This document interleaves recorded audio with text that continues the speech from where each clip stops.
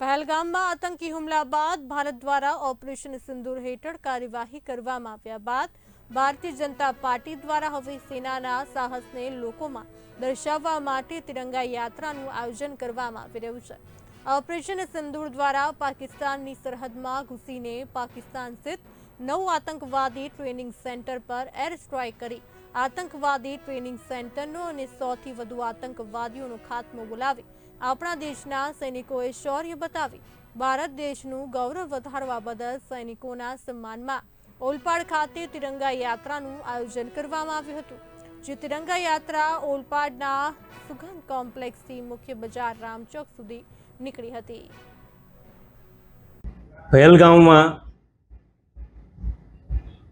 પાકિસ્તાન આશ્રિત આતંકવાદીઓ દ્વારા 26 જેટલા નિર્દોષ પર્યટકોની હત્યા કરવામાં આવી।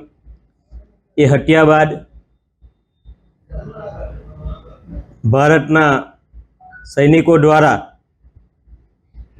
પાકિસ્તાન સ્થિત આતંકવાદીઓના ટ્રેનિંગ સેન્ટર 9 જેટલા ટ્રેનિંગ સેન્ટરો પર હુમલો કરી ત્યાં 100થી વધુ આતંકવાદીઓનો ખાત્મો બોલાવવામાં આવ્યો।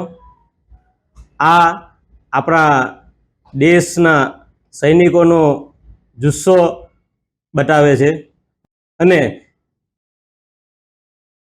આ હુમલા બાદ જ્યારે આપણા દેશના વડાપ્રધાન શ્રી નરેન્દ્રભાઈ મોદી સાહેબે દેશની પ્રજાને આશ્વાસન આપ્યું હતું કે આનો જવાબ આપવામાં આવશે અને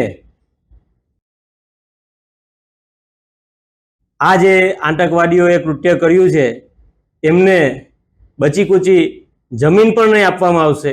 તો આ હુમલા બાદ એમને દરેક ટ્રેનિંગ સેન્ટરો નષ્ટ કરવામાં આવ્યા।